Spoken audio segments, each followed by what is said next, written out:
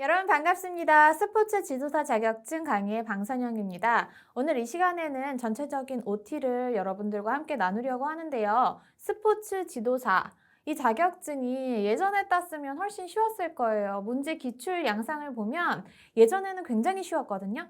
근데 시간이 지날수록 현재 가까워질수록 조금씩 문제들이 좀 어려워졌죠. 그래서 어떻게 해야 할까, 어떤 종목을, 어떤 과목을 선택해야 할까 조금 난감해 하시는 분들이 굉장히 많으신 것 같아요. 스포츠 지도사는 뭐 교육학이 있을 수 있고, 스포츠 교육학, 그리고 심리학,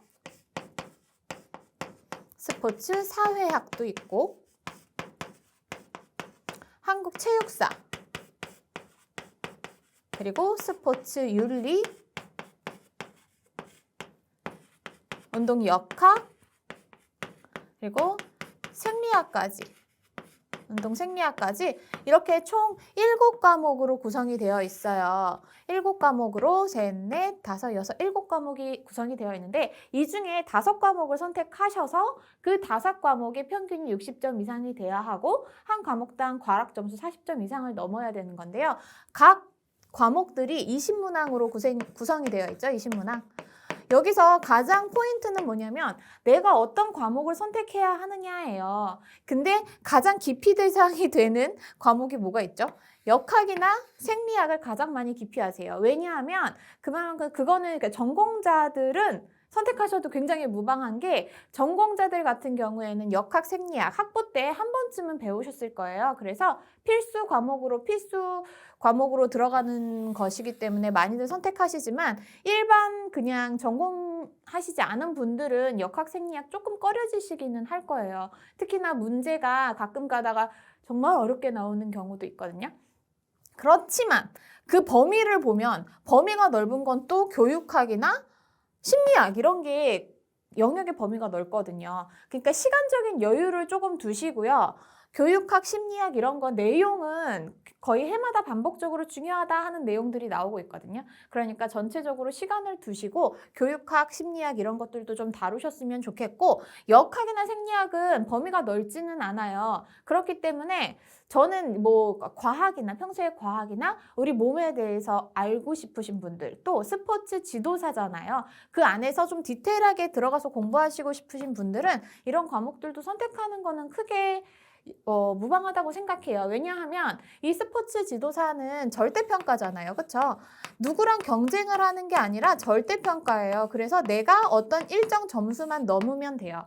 그러니까 누구나 맞추라고 내는 문제들 다 맞추시고요. 누구나 뭐 틀려라 라고 내는 문제는 그냥 찍어서 맞으면 좋은 거고 아님 말고. 그래서 정말 낮은 수준의 것들과 중정도의 난이도까지는 우리가 맞춘다 생각하셔서 그러면 자격증 따는 데는 크게 무리는 없을 거라고 생각해요. 너무 이것들을 완벽하게 내가 알아야지 이런 마인드보다는 가볍게 들어가서 공부해보자. 그래서 우리 과학을 넘어보자. 이런 마인드로 가시면 좋을 것 같고 뭐 그러면 선생님은 어떤 과목을 선택하실 건데요? 라고 생각하시는 분들, 그러니까 물어보시는 분들도 있지만 그건 또 사람마다 케이스가 다 다른 거기 때문에 어떻게 조언을 해드리기는 어렵고 각 과목들 꼭 아셔야 되는 건 기출문제는 푸셔야 된다. 기출문제를 먼저 풀어보시고 이게 나랑 맞는 것 같은지 아닌지 해놓은 것도 괜찮아요. 최근 다 풀어보기는 힘드시면 최근 한 3, 4년 기출은 꼭 풀어보세요. 그래서 그 기출에 나왔으니까 안 나올 거야가 아니라 기출에 나왔기 때문에 또 나올 수 있습니다. 그 기출을 중심으로 공부를 하시면 훨씬 도움이 된다. 그리고 스포츠 윤리 같은 경우에는 범위도 좁고 쉽게 나오는 애는 굉장히 쉽거든요. 물론 어느 과목이나 생뚱맞게 생뚱맞은 철학자들이 나오거나 못 들어봤던 내용들이 나오기는 합니다. 하지만 그럴 때는 보기를 뚫어지게 쳐다보세요. 보기를 뚫어지게 쳐다보다 보면 그 보기 안에 답이 있는 경우가 굉장히 많아요. 일반 학교 시험 같은 경우에는 함정을 빠뜨리는 경우 있잖아요. 이거는 함정일 거야 라고 생각하지 마세요. 여기 시험에서는. 그 자체로 그 보기에서 뭔가 매지가이처럼 키워드가 떠올랐다면 그게 정답이고 그게 오답일 가능성이 굉장히 많습니다. 그렇기 때문에 그 힌트들을 절대 놓치지 말 것. 보기의 본문을 절대적으로 무시하지 말 것. 꼼꼼히 읽으셔서 키워드 싸움이니까 어떻게 외워야 하는지 그러한 것들을 함께 공부해 볼 거예요. 우리가 저랑 올해 한 번만, 딱 한 번만 지겹도록 저랑 만나세요. 그리고 나서는 다시는 보지 않는 걸로. 그렇게 하시면 분명히 합격하실 수 있을 거예요. 그래서 우리가 대비하는 시험이 준비가 길어지면 길어질수록 힘들잖아요. 그러니까 이 방선영이라는 사람을 믿고 내가 이 사람을 지겹도록 한번 보자. 잠깐 동안만. 우리 다음 시험 보기 전까지만. 그죠?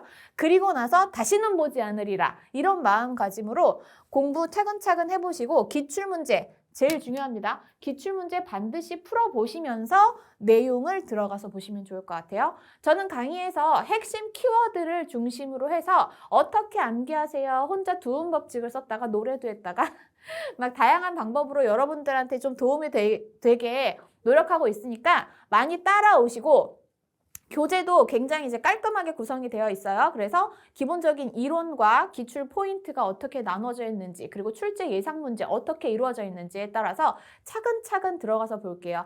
여러분들 이렇게 하실 때 우리는 합격할 수 있습니다. 합격의 길로 가시기를 바라고 저를 따라와 주시고 그리고 차근차근 공부하는 그러한 습관을 가지시길 바랍니다. 본 강의에서 더 알찬 내용으로 만나겠습니다. 감사합니다.